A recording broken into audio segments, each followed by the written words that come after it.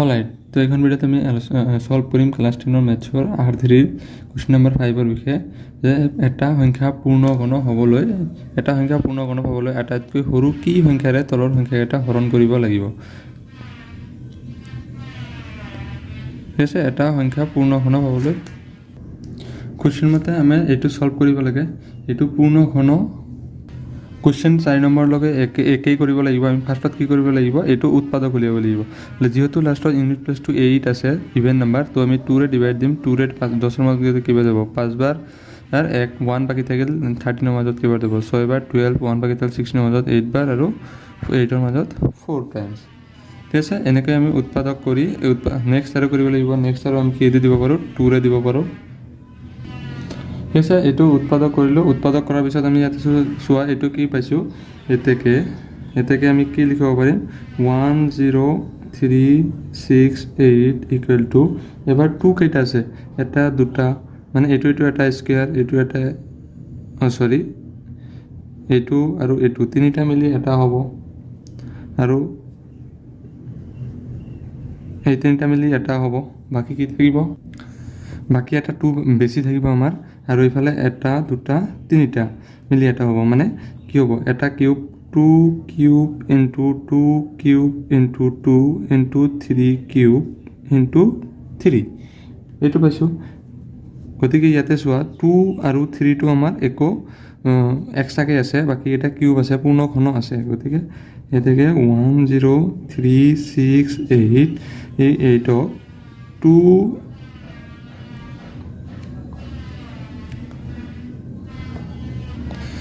2 into 3ৰে হৰণ কৰিলে পূৰ্ণ ঘন হ'ব। নেক্সট 2 নম্বৰটো কি দিয়া আছিলে আমাৰ, 2187, এইটো ছেম উৎপাদক উলিয়াব লাগিব। 2187, লাষ্টত যিহেতু 7 আছে আমি 3ৰে ডিভাইড দিম 21ৰ মাজত, 3 7 = 21, 8ৰ মাজত 2 বাৰ, বাকী 2 27ৰ মাজত 9 টাইমছ। ঠিক আছে, আকৌ 3ৰে ডিভাইড দিলে কিমান যাব, 3ৰ মাজত 2 বাৰ, 6 12ৰ মাজত 4 বাৰ, 3 বাৰ, 2 4 3 পাইছোঁ। নেক্সট আৰু 3ৰে ডিভাইড দিলে কি হৈ থাকে, 8 টাইমছ 181, 3 কেইবাৰ যাব, 27, 3 9 3 3 বাৰ। এতেকে ইয়াতে চোৱা তিনিটাকৈ আমি ভাগ কৰিব লাগিব, এটা দুটা তিনিটা, আৰু এটা দুটা তিনিটা, এটা বেছি থাকিব। এতেকে 2187 ইকুৱেল টু কিমান পাম, 3 কিউব ইনটু 3 কিউব ইনটু 3, মানে এই এটা 3 আমাৰ বেছি আছে। গতিকে এতেকে 2187ক 3ৰে হৰণ কৰিলে সংখ্যাটো কি হ'ব, সংখ্যাটো পূৰ্ণ ঘন হ'ব। ঠিক আছে, নেক্সট আছিলে 3 নম্বৰ। এবাৰ আমি কৰিম 3 নম্বৰ। 3 নম্বৰ কিমান দিয়া আছিলে আমাৰ, 5 3টা 0, এইটো উৎপাদক কৰা। এইটো উৎপাদক কৰিলে কিমান হ'ব, 5000। ফাৰ্ষ্ট আমি কিহেৰে দিব পাৰোঁ, 2ৰে দিব পাৰোঁ। 2 5ৰ মাজত কেইবাৰ যায়, 2 বাৰ, কিমান থাকিব, 4 2 2 = 4, বাকী 1 10ৰ মাজত, 1 আৰু 0 10ৰ মাজত 5 টাইমছ, আৰু 0 0 হ'ব। আকৌ 250 আছে, এইটো আকৌ আমি 2ৰে ডিভাইড দিব পাৰোঁ। 2 2ৰ মাজত এবাৰ, 5ৰ মাজত কেইবাৰ যাব, 2 বাৰ, এইফালে 5 বাৰ 0। ঠিক আছে, এবাৰ আকৌ আমি 2ৰে ডিভাইড দিব পাৰি। 2 12ৰ মাজত 6 বাৰ, আৰু ইয়াতে 5ৰ মাজত কেইবাৰ যায়, 2 বাৰ, 4 আৰু 10ৰ মাজত 5। এবাৰ চোৱা, এবাৰ আমাৰ কি আছে 625, এবাৰ আমি 5ৰে ডিভাইড দিম। যিহেতু 5ৰে ডিভাইড দিলে আমাৰ কিমান বাৰ যাব, 1 2 5 বাৰ, আৰু এবাৰ 5ৰে ডিভাইড দিলে কিমান যাব, 25 টাইমছ, 25 বাৰ, আৰু 5ৰে ডিভাইড দিলে কেইবাৰ যাব, 5 বাৰ। এবাৰ ইয়াতে চাব লগা আছে কিমান আছে, এটা দুটা তিনিটা। এবাৰ চোৱা, এটা দুটা তিনিটা, এটা আমাৰ 5 বেছি পাইছোঁ। এতেকে আমি কি লিখিম, 5000 ইকুৱেল টু কিমান পাইছোঁ, 2 কিউব ইনটু 5 কিউব ইনটু 5। এই 5টো বেছি আছে নহয়, এতেকে 5000ক এই 5ৰে হৰণ কৰিলে সংখ্যাটো কি হ'ব কোৱাচোন সংখ্যাটো পূৰ্ণ বৰ্গ পূৰ্ণ ঘন হ'ব ঘন মানে 3 হ'ব নেক্সট 4 নম্বৰটো কি দিছিলে 4 নম্বৰ কিমান আছিলে 8192 সেম আৰু এটো উৎপাদক কৰিব লাগিব 8192 2 ৰে কাটিলে 4 বাৰ 90 1 ৰ মাজত না যায় কি হ'ব আমাৰ 0 90 এবাৰ আমাৰ কিমান আহিব 19 ৰ মাজত কিমান বাৰ যায় 2 9 যা 18 আৰু বাকি কিমান থাকে 1 আৰু 12 ৰ মাজত 6 বাৰ নেক্সট আমাৰ আৰু 2 ৰে কাটিলে ঠিক আছে এটো উৎপাদক আমি কৰি লৈছো সোনকালে কৰাৰ কাৰণে এবাৰ সো আমি তিনটাকে ভাগ কৰিম কি কৰিম এটা দুটা তিনিটা এটা হল এটা দুটা তিনিটা দুটা হল এটা দুটা তিনিটা তিনিটা হল এটা দুটা তিনিটা চাৰিটা হল এবাৰ বাকি আমাৰ এটা 2 আছে এতেকে এটো সেম হ'ব কিমান হ'ব 8192 ইকুৱেল টু কিমান পাম আমি 2 কিউব এটা হৈ গল ইনটু 2 কিউব ইনটু 2 কিউব এটা দুটা তিনিটা হৈ গল আৰু এটা আছে ইনটু 2 কিউব আৰু বাকি এটা কি আছে 2 এতেকে 8192 ক আমি কি কৰিব লাগিব 2 ৰে হৰণ কৰিলে কি হ'ব পূৰ্ণ ঘন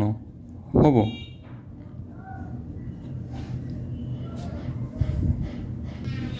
নেক্সট 6 নম্বৰ কোশ্চেনৰ কি দিছিলে নিম্নলিখিত সংখ্যাকেইটাৰ ঘনমূল নিৰ্ণয় কৰা আমি কি জানো যে যিকোনো সংখ্যাৰ ঘনমূল আমি কিহেৰে চিহ্নিত কৰো ৰুট কিউব ৰুট 3 এটো হল ঘনমূলৰ চিহ্ন যদি एग्जांपल আমি এটা সংখ্যা লৰিলো 27 ৰ ঘনমূল নিৰ্ণয় কৰিব গলে তাৰ মানে কি হ'ব কিউব ৰুট 27 ইয়াতে সোৱা বৰ্গমূলৰ নিচিনা আমি কি কৰিব লাগিব 3 ইয়াতে থাকিব 27 এটো সোৱা 3 কিউব মানে কিমান 27 কিউব এটো কেনসেল হ'ব আমাৰ কিমান হ'ব 3 27 ৰ ঘনমূল কিমান হ'ব 3 হিচাপত আমি এটো কৰিব লাগে এটো কি হ'ব আমাৰ উত্তৰত কিউব ৰুট 1331 আছে এটো আমি কেনেকৈ ক'ব পাৰিম এটো উৎপাদক উলিয়ালে কিমান পাম 1331 এটো উৎপাদক উলিয়ালে ফাৰ্স্ট যদি আমি 11 ৰে ডিভাইড দিও 11 ডিভাইড দিলে কিমান যাব ফাৰ্স্ট 13 ৰ মাজত কিমান যাব একবাৰ বাকি কি থাকে 2 আৰু কিমান হ'ব 23 কিমান যাব 2 টাইমছ আৰু ইফালে কিমান থাকিব 11 ৰ মাজত 11 1 বাৰ আকৌ 11 দিলে কিমান যাব 11 বাৰ গতিকে আমি কিমান পাম ইয়াতে কিউব ৰুট 11 এটা দুটা তিনিটা আছে তো 11 কিউব তো এটো কি হ'ব আমাৰ কিউব এটো কেনসেল হ'ব আমাৰ কি হ'ব 11 তো 131 ৰ ঘনমূল কিমান পাইছো আমি 11 নেক্সট আৰু কি কৰিম আমি 2 নম্বৰটো কি দিছে 2 নম্বৰ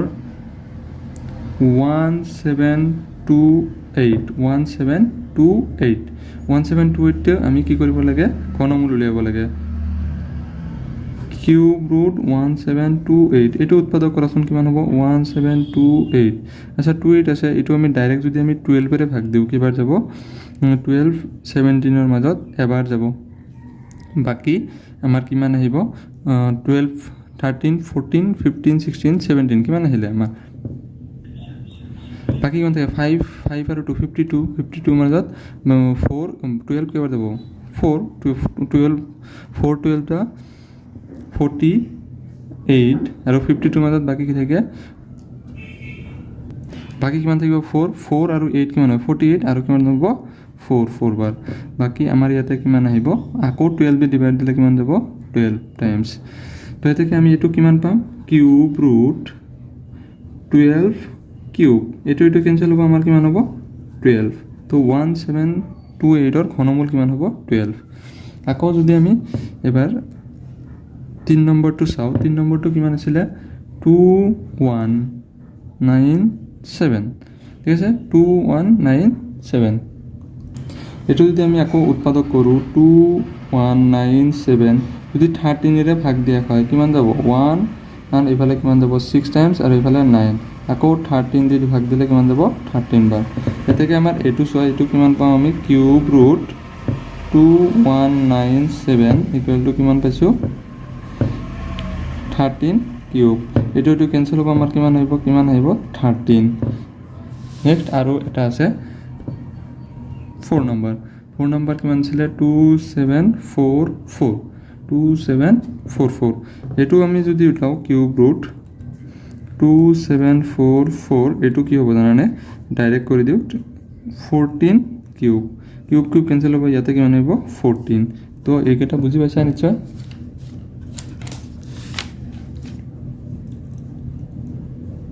নেক্সট কি দিছিলে উৎপাদক বিশ্লেষণ পদ্ধতিৰে ঘনমূল নিৰ্ণয় কৰা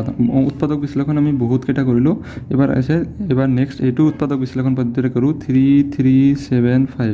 লাষ্টত যিহেতু 5 আছে 5 থকাৰ কাৰণে আমি ফাৰ্ষ্ট সৰু সংখ্যা এটা দি ডিভাইড দিব লাগিব 3 দি ডিভাইড দিওঁ কিমান ল'ব 3 মাজত এবাৰ 3 মাজত এবাৰ 7 মাজত কেইবাৰ যায় দুইবাৰ 6 বাকি 1 15 মাজত 5 বাৰ নেক্সট আৰু 5 আৰু 3 দি ডিভাইড দিওঁ 11 মাজত কেইবাৰ যায় 3 বাৰ 11 আৰু ইফালে কিমান থাকিব 2 20 মাজত 7 বাৰ 1 15 মাজত 5 বাৰ নেক্সট আৰু 3 দি গ'লে কেইবাৰ যাব 1 একবাৰ যাব আৰু 7 মাজত 2 যা 6 বাকি 115 মাজত 5 বাৰ নেক্সট 125 মাজত আমি যদি 5 দি হৰণ দিওঁ কেইবাৰ যাব 25 বাৰ আৰু ইফালে 5 দি হৰণ দিলে কেইবাৰ যাব 5 বাৰ যিহেতু 3375 ইকুৱেল টু কিমান পাইছোঁ এটা দুটা তিনিটা মানে 3 কিউব ইনটু কিমান আছে 1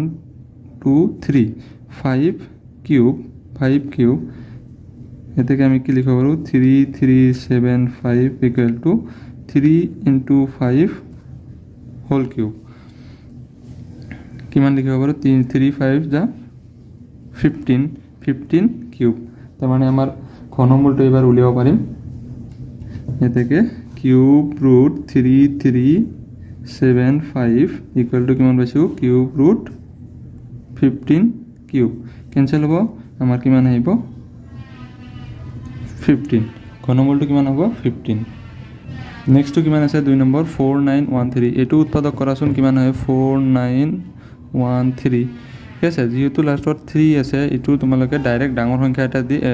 এই 3 দি কৰি ট্ৰাই কৰা কিমান যাব 3 দি যদি নযায় তেতিয়া 4 দি কৰিব লাগিব মই তোমালোকে বুজি পোৱাৰ কাৰণে মই ডাইৰেক্ট কৰি দি আছোঁ ডাইৰেক্ট ঠিক আছে উৎপাদক এইটো আকৌ আমি ট্ৰাই কৰোঁ কিমান দি কৰিছোঁ 4913 যদি আমি 17ৰে ভাগ দিওঁ কেইবাৰ যাব দুইবাৰ গ'লে ইয়াতে কিমান থাকিব বাকী ইয়াতে আৰু কিমান যাব ইয়াতে কিমান বাৰ 17 ইয়াতে কেইবাৰ গৈছে 3 বাৰ গৈছে হয়নে এতেকে 4913 ইকুৱেল টু কিমান পাম 17 কিউব এতেকে আমি কি কৰিম cube root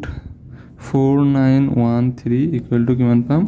cube root 17 cube গতিকে এইটো কেঞ্চেল হ'ব আমাৰ কিমান হ'ব 17 তো আমাৰ পাই গ'লোঁ